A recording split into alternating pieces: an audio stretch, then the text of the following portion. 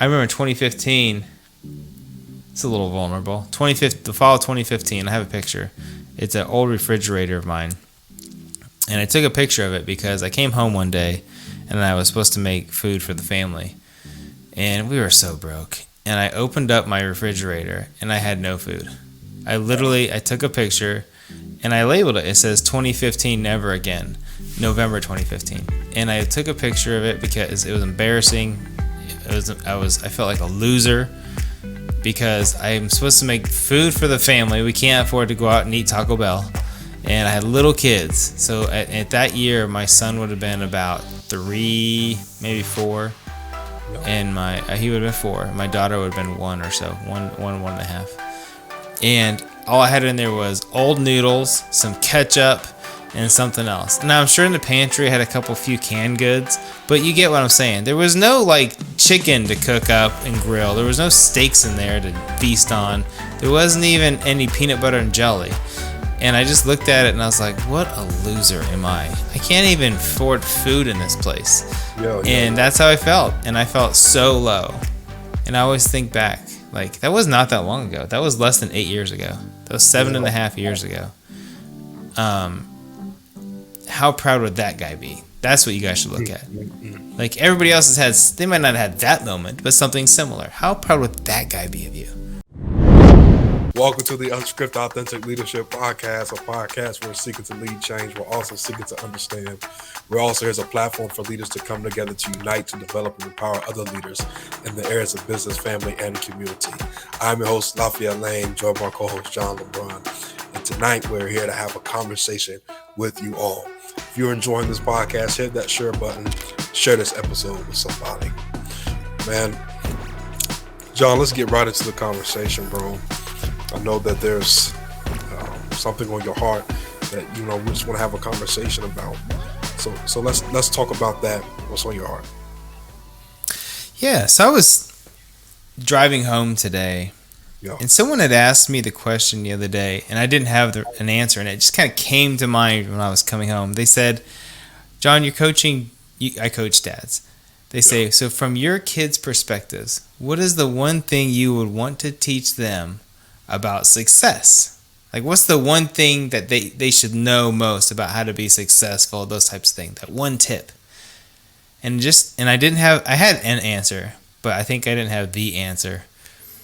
And I was driving home today from coaching my daughter's soccer, and I thought, it's commitment. The one thing that I would teach my kids over anything else, and I would teach it to them through example, is how to be committed through all things. It's easy to be committed when things are going well, but through all times. So that is, before we get too deep, that is what I think we should talk about. And what I'm very, very passionate to talk about is how leaders and entrepreneurs have to level up their commitment. Without commitment, there is no success. If you think about all the different traits that people have, you can have all various traits and be successful. You can have people skills or not and be successful. You can have money or not and still find your way to success. But you can't have commitment or not commitment and both be successful. Now, I get there's people who win a lottery and fall into money, but that's not success. That's just somebody with a lot of temporary money. Yeah. So people who are successful, find me somebody who's successful that wasn't committed. Man, I think that's so good, because what was going through my mind when you were talking is what do you think is the problem of commitment? And I think you kind of answered my question when you alluded to the lottery piece, because people want a shortcut. They won't want to put the time and this sweat equity, right? The investment of commitment is the issue. It's the investment, which is going to cost you a sacrifice. The commitment comes with a sacrifice, and we don't want to sacrifice time, resources, time away from social media, time away from our extracurricular activities, because we're looking at that temporary satisfaction and gratification from now. when commitment is not necessarily about now. Commitment is about your better you for tomorrow. When you commit to lose weight, just because you worked out, even if you worked out 7 days this week, you're not going to get to your goal of losing 30 pounds in this 1 week. So if you're looking to get it right now, you put a little bit in and you think that you're supposed to get your full return on investment. That's not how it works. It's like when you are an investor or a Shark Tank. We both love that show. Or you are a person that invests in homes and flipping houses. Sometimes your ROI, your return on investment, does not come for 3 to 4 years. But you have to be committed from 3 to 4 years prior, because you understand that commitment is more about vision than it is sight. Those who are not committed beyond the 1 month experience, they sign up for your coaching class and they are not there on a committed basis. They don't have a vision, they have sight. Because what a vision does, it looks beyond today to say, I may not get this back today, but I will get it back tomorrow. It's when you plant a seed. When you plant a seed in the ground, you don't get the flower the next day. You don't get the fruit the next day. You don't get a vegetable the next day. You have to get it in the correct season, but you have to plant it in the season prior so you can get your return on what you have seeded. It's that law of reaping and sowing. It's all tied into commitment. So if you want to be committed, how dedicated are you in your commitment? If you look up that word commitment on Google, it'll say a restriction to certain freedoms. Commitment is going to restrict you to what you want to do, so you can do what you need to do, so you can do what you want to do later. That's all a part of commitment. We can't put our our wants and our needs, we crosshair them, right? So we don't have a clear picture. Well, I want to do this. I want to do this. Commitment is not about what you want to do. It's about what you need to do right now so you can do what you want to do later. That's the problem with commitment. What's some of the problems you see, bro, with this commitment? Because I think this is a pertinent conversation that people, like you said, are dealing with, and that you see on a day-to-day basis as leaders. You said without commitment, there can be no success. 100%. We had talked about this a little bit backstage, and it was about how there's different people who have come to me for like coaching with their courses or things they want to do, or they want to do speaking over the last 6 months, several. And some are doing fine, but most have every intangible thing. They have all the tools. They speak well. They speak better than me. They look better than me. They do have all the pieces. Great smiles, good people skills. I mean, just you couldn't ask for more. A nice story, great overcoming the story of their life to where people need what they have. And the ones who have not made any, if many strides forward, every single one, when I look at what's going on, it's because their lack of commitment. It's there's no persistency and no consistency to the efforts. Yeah. Because everything that people do is based on how they feel. I was talking to my son about this yesterday, actually, in the car. We have a lot of those important conversations. He's 11. He's almost 12. He wrestles. And we're coming towards the end of wrestling season. There's 1 month left.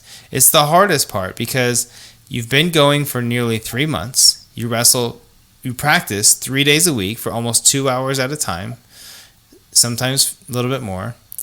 Then you have a 3-hour meet on Sunday. So basically he wrestles for around 10 hours a week if you add it all up. And wrestling is not easy. You're hitting the mat over and over and over. I mean, probably a couple hundred times at least a week. And so you never come home from meets without bruises on your body, all these things.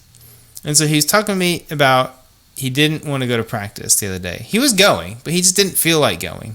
Sure. And I explained to him that I was proud of him for going. Yeah. And on the way home, and I said, "Hey, so once you got to practice, how did you feel?" So it was fine. Once you got moving in practice, how did you feel? Well, I was fine. And he kind of looked at me odd. Well, before, remember, you really had this deep feeling like you did not want to go. He's like, "Well, yeah, I just want to hang out and watch a show or something." Exactly. But you got up, got dressed, and you got there. And once you got in the motion of what you're supposed to do, you were just fine, right? Well, yeah. And are you glad that you went and did that work? Yes. Why are you doing that? Because I want to do well at novice state. It's his novice tournament that he wants to do well at. It's a state tournament. Okay, perfect.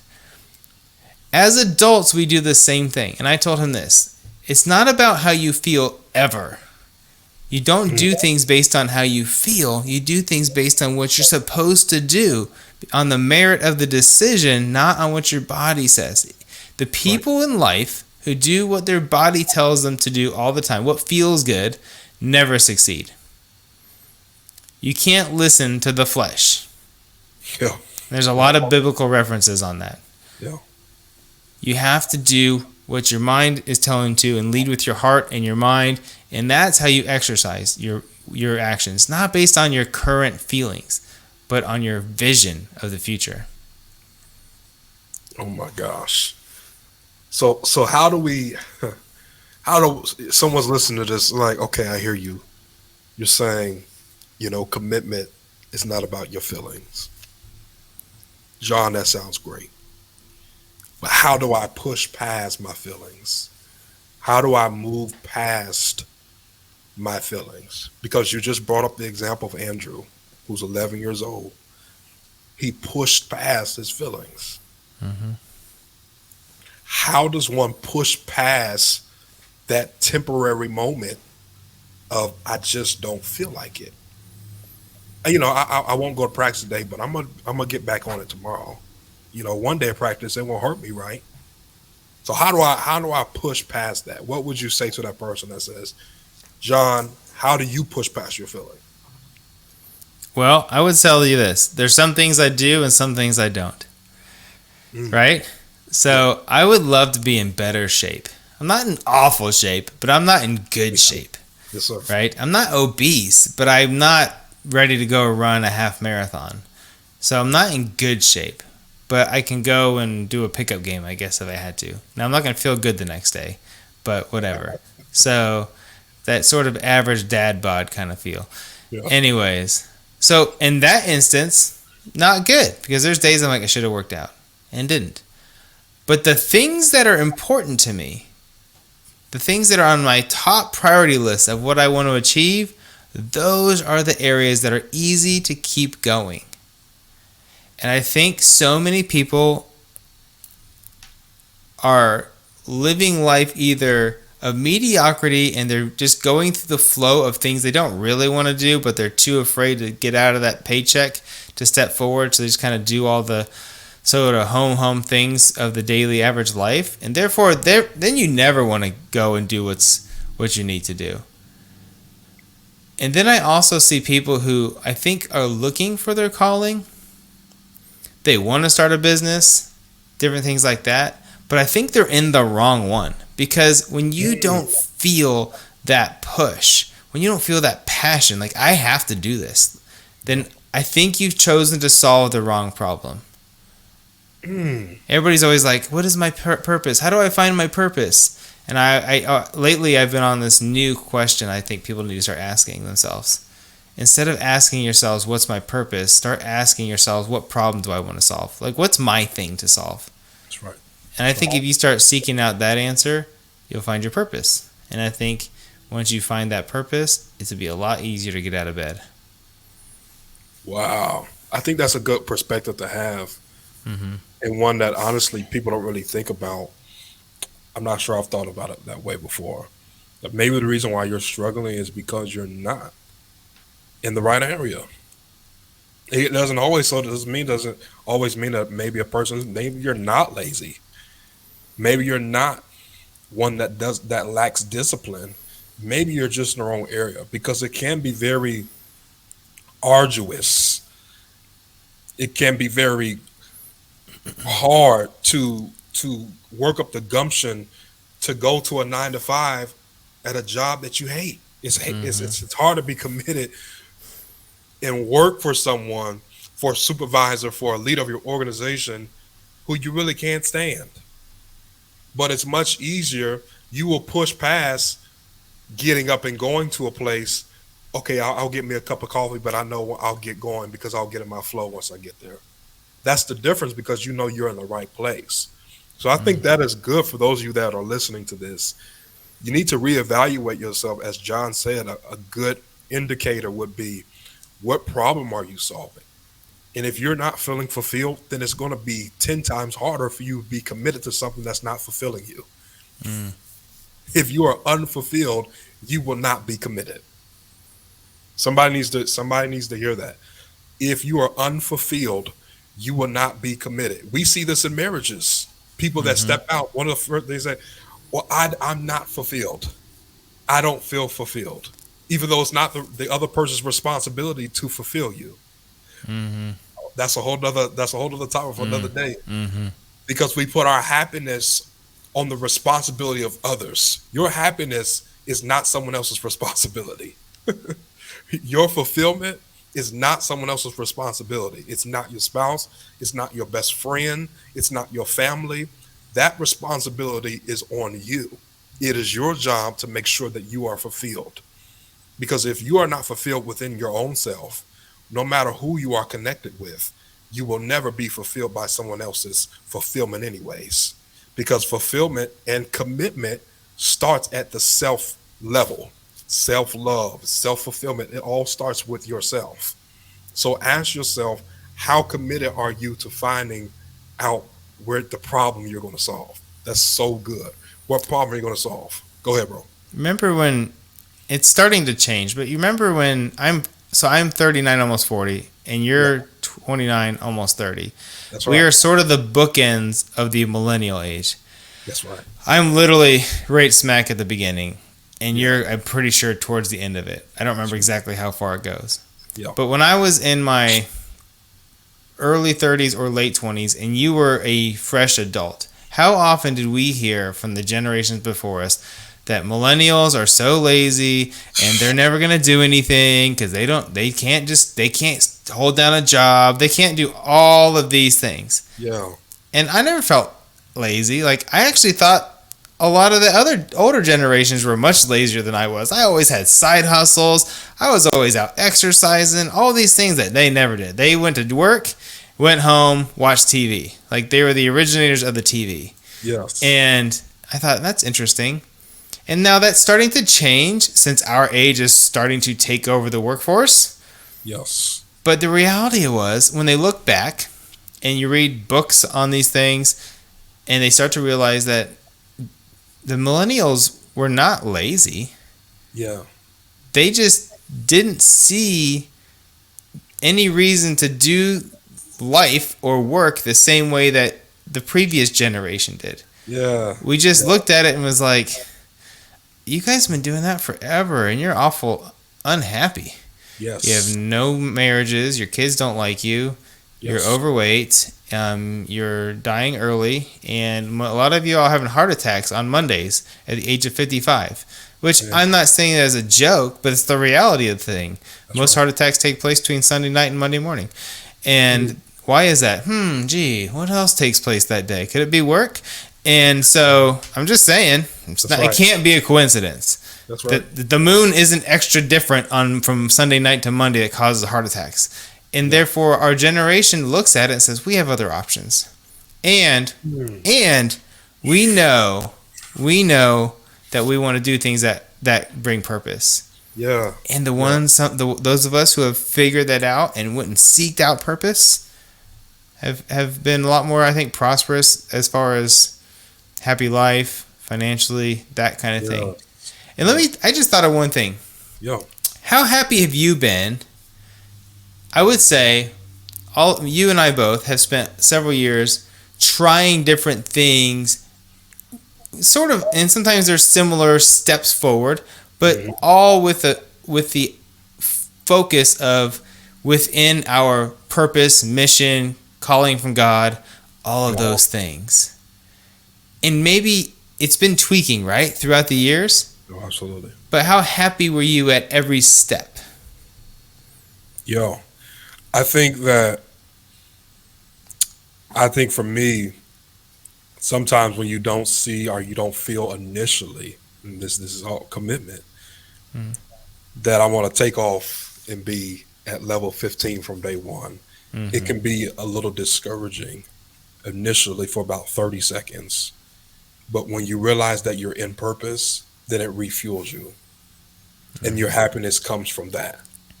For me, knowing, okay, I'm in purpose, I'm walking in purpose. And purpose doesn't always look like the picture. Everybody's purpose doesn't always have the same picture, right? Everybody's purpose and everybody's walk, everybody's journey doesn't always look the same. But when you understand that you are in purpose, there's a difference between you being burnt out and you being tired. I Mm-hmm. can go to sleep and be refueled if I'm tired. If I am burnt out, then I am ready to quit and throw in the towel. For me, I know when I'm in those two places. And so sometimes it being, I'm not going to call it a grind. I've changed my language because grind means to keep pressing down to where you get to a place of burnout. So I'm not Mm-hmm. trying to grind. I'm trying to walk and be in purpose. Mm-hmm. And so it's okay to be tired because we need these reset days, right? We need reset moments. Go get a massage, go get therapy. But don't get to a place where you're burnt out. I think that's when we start walking in uncommitment. And that's when we start saying, man, I'm not happy. Man, I just don't feel like it, right? That's not Mm-hmm. coming from a place of tiredness. We all get tired. That's why we go to sleep at night so our body can reset and you feel good the next day so you can do it all over again. It is when you are in a place of burnout to now we're in a place of, man, I'm unhappy. So when I look back to the journey, and the one thing about a journey is your last chapter helps you in what to do and what not to do on the next leg of the journey. Right? It's like when you're in a marathon. If you're running a New York City marathon or a Boston marathon, you don't start the marathon out sprinting because by the time you get to the end, you won't be able to finish. This is a marathon. This is not a sprint. We're not running 200 meters. We're running the 800s. We're in a journey. We're in a marathon. And that's why I think what you said it so good when you look back, that's called a journey. This is not a sprint. And unfortunately, in our generation that we live in, we're in sprint mode. Instant, instant, instant, instant. So nobody has the stamina to stay committed because everybody wants to get an instant gratification. When we have to realize that success, like you said, is not a lottery ticket. It's not a That's a one in a million chance. And oftentimes those who have that instant gratification, studies will show you in 3 to 5 years, they are back in a worse state than they were before they hit the lottery. So instant gratification never really works out anyways. Even if you do happen to be an anomaly and hit it, study would suggest it's not sustainable because here it is, you didn't have the habits to sustain what you were getting ready to receive anyways. And the reason why many of us, oh God, let me stop because I feel something. The reason why many of us, God can't trust us with more is because we don't know how to sustain what we already have now. The Bible says if you be faithful over a few, then he'll make you rule over many. But why would I entrust you with more people to lead? Why would I trust you with 100 people when you can't manage 10 people? You don't have the capacity. The blessing of that is that if God were to bless you or to give you more in a season that you were not ready for, it would actually hurt you more than it would help you. So we have to embrace, the Bible says, despise not the day of small beginnings. We have to embrace small so we can be trusted with big. So when we get big, we're going to get the big head. We won't think that it's us. We will keep the same habits that we had when we were small because it's never about the number. It's always about the integrity and about the commitment. Mm. You That was strong. That was really strong. you got me going, man. Yeah, so it made me think of something. Yo, Saw a message. I think I sent a tweet out from something that inspired me, and it talked about looking. I wish I had it.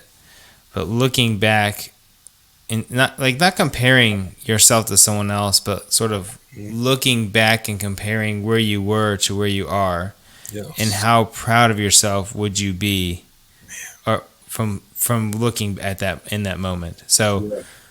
everybody wants to look at, am I where I'm supposed to be? Am I how do I compare to other speakers, other entrepreneurs, and so forth? And the real litmus test is, where were you a year ago, and 5 years ago, and 10 years ago? If yourself 10 years ago could look at you today, how proud would he be? Mm-hmm. It's not how proud are you right now about the guy 10 years ago, because you just feel like you just arrived. Yeah. But man, remember 10 years ago where you wish you would have been. What would that guy say about you now? Yeah. If your commitment's been steady, he'd be really proud of you. Whether you've hit the riches, whether you've hit the network you want, whether you've hit whatever, the net worth you want, the fame you wanted, whatever it is, the purpose that you haven't quite found, how Yes. proud would he be? The guy that probably couldn't. I remember 2015. It's a little vulnerable. The fall of 2015. I have a picture. It's an old refrigerator of mine, and I took a picture of it because I came home one day, and I was supposed to make food for the family, and we were so broke. And I opened up my refrigerator, and I had no food. I took a picture, and I labeled it. It says 2015, never again, November 2015. And I took a picture of it because it was embarrassing. I felt like a loser because I'm supposed to make food for the family. We can't afford to go out and eat Taco Bell. And I had little kids. So at that year, my son would have been about 3, maybe 4. Yeah. And he would have been 4. My daughter would have been 1 or so, 1.5. And all I had in there was old noodles, some ketchup, and something else. Now, I'm sure in the pantry I had a few canned goods, but you get what I'm saying. There was no like chicken to cook up and grill. There was no steaks in there to feast on. There wasn't even any peanut butter and jelly. And I just looked at it and I was like, what a loser am I? I can't even afford food in this place. Yeah. And that's how I felt. And I felt so low. And I always think back, like, that was not that long ago. That was less than 8 years ago. That was 7.5 years ago. How proud would that guy be? That's what you guys should look at. Like, everybody else they might not have had that moment, but something similar. How proud would that guy be of you, where you're at now? But you know what, bro? What you just said, the reason why some people can't look back is because they didn't write the words that you wrote. You wrote never again. Mm-hmm. I will never be this broke again. I will never have this feeling again. I will never have my family in this environment again. So you made a commitment that when you took that picture, that's so powerful. You didn't break down and cry. Maybe you did. I don't know. And that's okay if you did. But I felt emotional, but anything. Yeah, you felt those emotions, but you gripped yourself in that moment. You had enough wherewithal to say, I'm going to make a decision today. Never again. Mm-hmm. Somebody listening today, you've got to make up in your mind. My dad, when I was growing up, he would say, enough is enough and too much is starting to stink.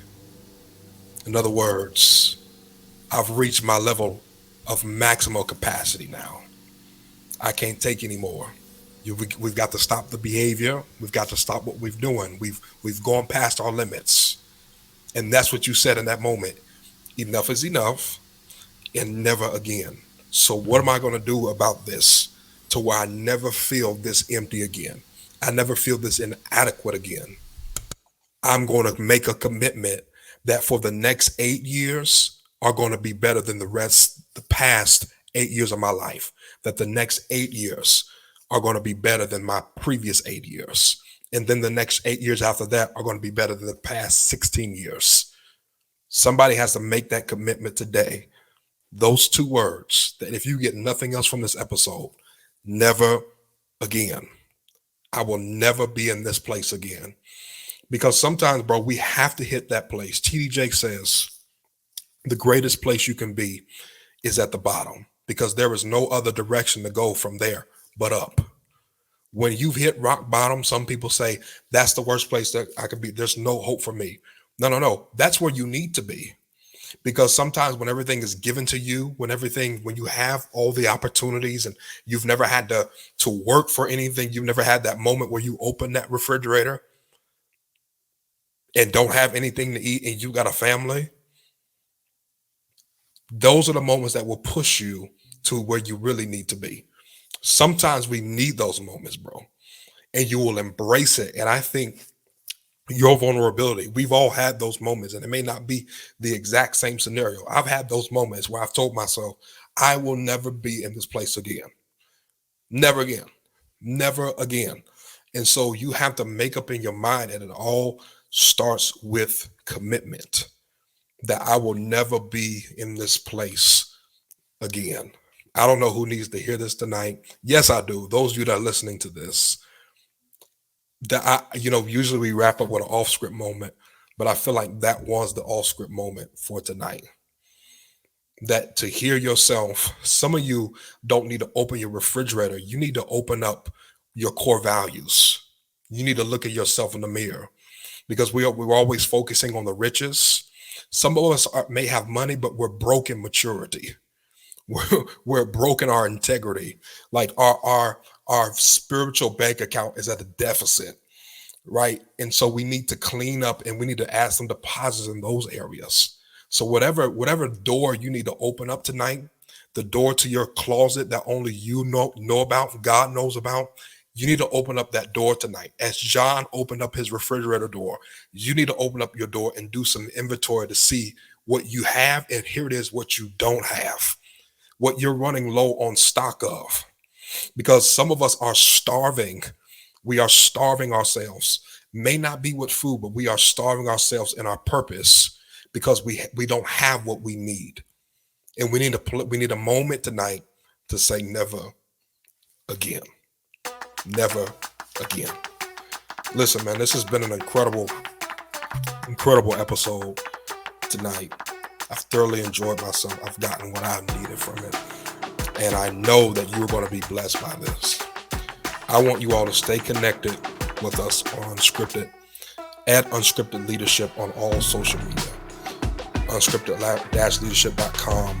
Our podcast is available on all streaming platforms. Follow John at John Lebrun and the number 3. Also has an amazing dad program. He's an amazing dad coach. For those of you that are in that moment, that you are in that never again moment, specifically to the men that are listening, you need to connect with John so you can never feel that empty again. Your next starts now. Listen, as always, we pray that you be the leader that God has called you to be. We're here to build bridges and not walls. Bridges connect and walls divide. Until next time, God bless you.